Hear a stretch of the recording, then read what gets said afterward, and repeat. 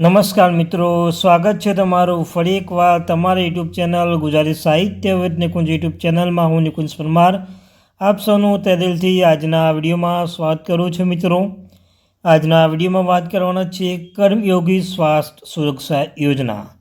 તો અમે જાણો છો મિત્રો, સરકાર દ્વારા નવી યોજના બહાર પાડવામાં આવી છે. કર્મયોગી સ્વાસ્થ્ય સુરક્ષા યોજના બાબતે કુટુંબની વિગતો સાથે સરકારે કરી અગત્યની જાહેરાત.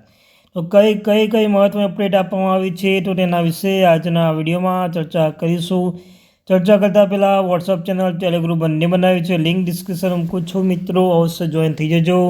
તમને ચેનલ પર સરકારી કર્મચારી, નિવૃત્ત કર્મચારી, પેન્શન ધારક બાબતે હરેક અપડેટ મળતી રહેશે. મિત્રો, તો સૌ પરિપત્ર તમે જોઈ શકો છો. મિત્રો, આ પરિપત્ર આવ્યો હતો 28/5/2025ના રોજ.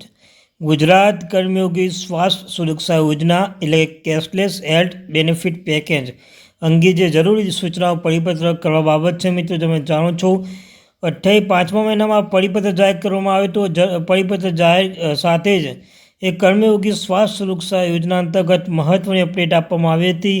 એમાં મહત્વની બાબત એ છે કે મિત્રો, આરોગ્ય અને પરિવારના કલ્યાણ વિભાગની તારીખ 15/5/2025ના રોજ થનારી રાજ્ય સરકારમાં ફરજ બજાવતા ઓલ ઇન્ડિયા સર્વિસના અધિકારો અને પેન્શનરો, રાજ્ય સરકારના અધિકારો અને કર્મચારી અને પેન્શનોને ABPMJY અથવા મા યોજના અંતર્ગત કર્મચારી સ્વાસ્થ્ય સુરક્ષા યોજનાનો લાભ આપવામાં આવેલ છે.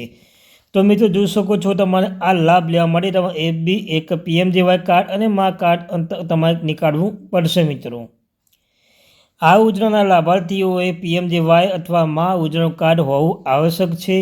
આ કાર્ડ ફાળવણી કામગીરી SHA સ્ટેટ હેલ્થ એજન્સીને સોંપવામાં આવેલ છે.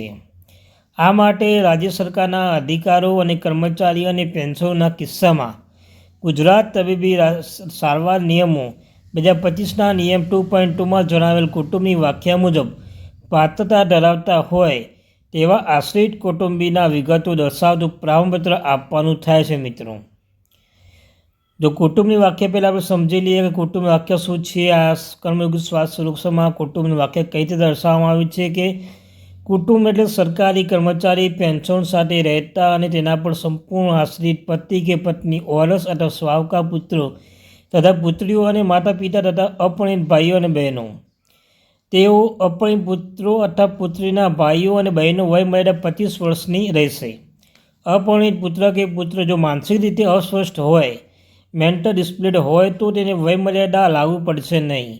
ને આ વ્યાખ્યાએ તો મારે વ્યક્તિની વ્યક્તિગત ઉપાર્જિત અને અનુપાર્જિત માસિક આવક મર્યાદા 500થી વધે નહીં અને તો જ સંપૂર્ણ આશ્રિત ગણવામાં આવશે. મિત્રો, આ પ્રમાણપત્ર હાલમાં નોકરીમાં ચાલુ હોય તેવા ઓલ ઇન્ડિયા સર્વિસના અધિકારીઓ તેમજ રાજ્ય સરકારના અધિકારો કર્મચારી હાલ જ્યાં ફરજ બજાવતા હોય તેમની કચેરીને વડાએ નિયત નમૂનામાં પ્રમાણપત્ર આપવાનું રહેશે.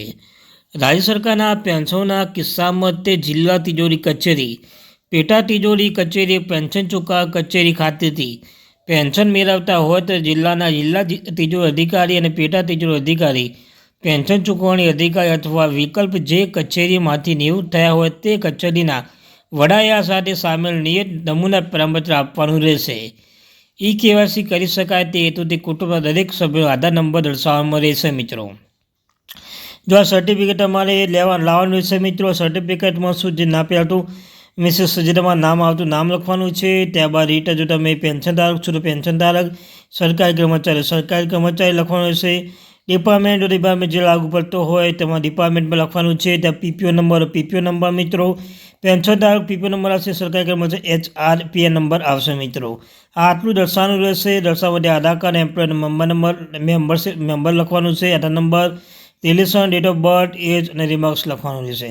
અને આમાં નીચે ડેટ અને તારીખ નીચે સાઇન કરવાની રહેશે. મિત્રો, તો આવું સર્ટિફિકેટ તમને આપવામાં આવશે. મિત્રો, ફિક્સ પગારના કર્મચારીઓના કિસ્સામાં નોકરીમાં નિયમિત નિમણૂક આપ્યા વિના સેવા સમાપ્ત કરવામાં આવે અથવા કોઈ અધિકારી કર્મચારી સેવા છોડીને જાય અથવા રાજીનામું આપે અથવા શિક્ષાત્મક કાર્યવાહી અંતે સેવા સમાપ્તિ કરવામાં આવે અને આવી કાર્યવાહીના અંતે સંબંધિત સરકારી અધિકારી કર્મચારીને લાગુ પડતા પેન્શનના નિયમ મુજબ પેન્શન ગણવાપાત્ર ન રહે તેવા કિસ્સામાં છેલ્લે જ્યાં ફરજ બજાવી હોય તે કચેરીની વડાએ સ્ટેટ હેલ્થ એજન્સીના અંગે તરત જાણ કરવાની રહેશે અને તેના આધારે SHA દ્વારા PMJYમાં ગુજરાત કર્મયોગી સ્વાસ્થ્ય સુરક્ષા યોજના લાભાર્થી તરીકે નામમાંથી તેઓને કુટુંબના સભ્યો નામ કમી કરવાની રહેશે મિત્રો.